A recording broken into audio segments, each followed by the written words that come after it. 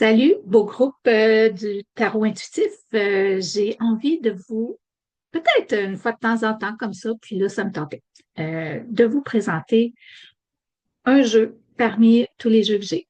C'est un jeu peut-être que vous n'avez pas vu souvent. C'est The Everyday Enchantment Tarot. C'est une belle grosse boîte, hein? Vous voyez quand même, tu sais, quand je regarde le tarot classique, oui, c'est similaire, là, mais vous allez voir les cartes, elles sont énormes. C'est pour ça que je l'utilise moins souvent dans des tirages complets, parce que ça me prendrait une table énorme, parce que les cartes sont grandes. Il vient avec un livre, comme la plupart des boîtiers complets de tarot, tout en noir et blanc, mais pour les personnes qui vont suivre la formation avec moi, vous allez voir que tous les livres qui accompagnent, vous allez faire, je ne le veux pas, je ne le regarde même pas, ça m'intéresse. Donc, je vais vous montrer déjà les quelques cartes. Puis je vais vous montrer la différence quand je vous dis qu'elles sont grandes. Ça, c'est une carte de tarot, du tarot classique. C'est une carte, c'est une grandeur habituelle, là, tu sais, à peu près. Il y a des plus petites aussi. Tu sais, quand on va dans des boîtes comme ça, les cartes sont un peu plus petites. Mais sinon, en général, c'est des cartes comme ça. Puis, vous voyez, les cartes du Everyday Enchantment Tarot, c'est ça. Donc, vous voyez à quel point elles sont grands. Alors, ça rend le brassage des cartes plus difficile aussi. Comme ça, pour moi, c'est comme impossible. J'ai pas la main assez grande. Alors, je les prends, désolée si ça fait beaucoup de bruit, je les prends à la verticale. OK? Pour les brasser. Vous voyez, là, il y a une carte qui vient de tomber. Je vais vous montrer un petit peu quelques cartes parce qu'elles sont vraiment quand même belles en ce sens qu'elles représentent euh, des scènes moins, moins fantastiques, moins féeriques, moins, plus dans le, tu sais, everyday. OK? Everyday Enchantment Tarot, c'est vraiment everyday. Si on pense juste aux arcanes majeures, dans ce tarot-là, ils sont d'une bordure noire. Et là, regardez, on voit, c'est la carte du pendu.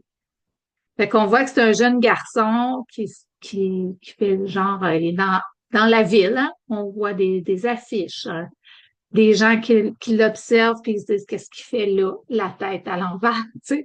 Fait que ça, c'est ce genre d'illustration-là.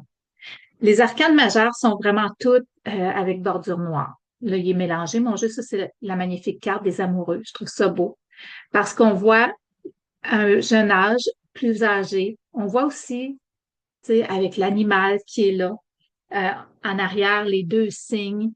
Donc, il y a vraiment beaucoup, beaucoup, beaucoup de symbolique dans ces jeux-là. Les coupes, la suite des coupes, c'est les bordures vertes. Donc, pour aller aussi avec l'élément, pas les coupes, excusez-moi, je me trompe, j'allais dire l'élémentaire. Là, ils appellent coins, en anglais, les pentacles, deniers. OK? C'est l'élémentaire, donc le vert. Celui-là, c'est le page de denier.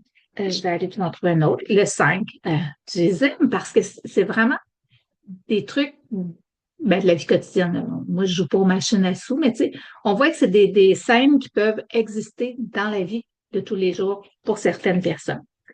Le 9,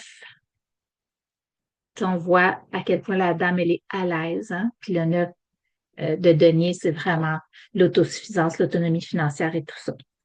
Euh, je vais aller avec les épées. La suite des épées, mauve, hein, pour le chakra coronal, tout ce qui est au niveau de la sphère communication, chakra coronal. Donc, on est dans la bordure mauve, violette. Ici, c'est le 7 d'épée. Hein, la notion de se sauver, de la fuite, de, de ruser, hein, avec le renard. C'est là. Euh, je vais vous en trouver un autre. Le 8 d'épée, la prison mentale. Le bébé qui pleure dans sa bassinette, la maman qui en peut plus à la maison. Tu sais, il y a des belles scènes qui sont vraiment inspirantes aussi. La suite des bâtons, bordure rouge, hein, pour le feu. Donc, tantôt ça, c'était l'air. Le feu. Donc ici, on a le 3 de bâton. Hein, on avance, on a planifié un voyage et là, on est en train de vivre le voyage, mais peut-être qu'il va arriver des petites choses qui vont faire en sorte On est dans l'attente. Quoi d'autre? Le 8 de bâton. Hein, on vend la maison, il y a quelque chose qui se passe, les choses sont assez rapides. On voit l'enfant, le chien qui court, le courrier qui arrive, hein, une nouvelle qui arrive, puis les choses se passent rondement, se passent rapidement. Les coupes, elles sont bleues, le contour bleu hein, pour l'eau. Alors, on voit ici avec ce 4 de coupe la déprime, la tristesse, le fait qu'une main tendue qu'on voit pas, le retrait sur soi, le 8 de coupe, l'envie d'aller voir ailleurs. Hein. On voit la fenêtre entrouverte, on voit tout ce qui est là, ça déborde, là, tu sais. Puis on a envie d'aller voir ailleurs, qu'est-ce que ça a l'air. Donc, c'est le Everyday Enchantment Tarot. C'est vraiment un très beau jeu. Moi, je l'aime vraiment beaucoup. Là, il est tout à l'envers, mais bon. Je l'aime vraiment beaucoup dans toutes ces illustrations parce que c'est ça. Ça représente vraiment des choses qu'on peut vraiment voir. C'est moins féerique. Tout à l'envers. C'est moins féerique que d'autres. On est plus dans des choses qui se peuvent. Hein? Un beau 5 de coupe qui est la carte du deuil. Là, on voit à quel point c'est beau. Donc, c'est ça. Alors, je voulais vous parler de ce jeu de Everyday Enchantment Tarot qui est peut-être différent des autres. La carte, elle est comme très rigide, ben très moyennement rigide, mais comme je vous dis, elle est très grande. Puis le dos de la carte, elle est super belle, puis on peut l'utiliser autant quand on utilise les cartes renversées ou pas, parce que quand on la regarde comme ça ou comme ça, c'est la même chose à l'envers. Donc, voilà. Alors, c'est ce qui clôt celui-là, ce jeu-là. Je vais à l'occasion vous en présenter d'autres comme ça pour vous inspirer. Parce que ça, ce sont tous des bons jeux.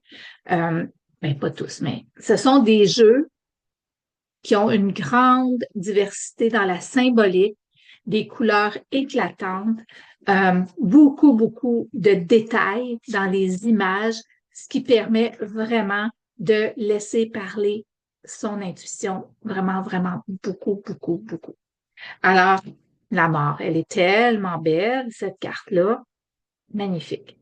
Alors, voilà, je vous laisse là-dessus, puis ben, vous me donnerez des commentaires. J'attends vos commentaires, voir comment vous aimez ce jeu-là. Ça fait une couple d'années que je l'ai acheté. Si je me trompe pas, est-ce que j'ai le prix? Là, il marque US, fait que c'était 40 US, mais il me semble que je l'avais payé pas mal plus que ça. C'est 60, 70 à l'époque. Donc, voilà. Bye bye, bonne journée.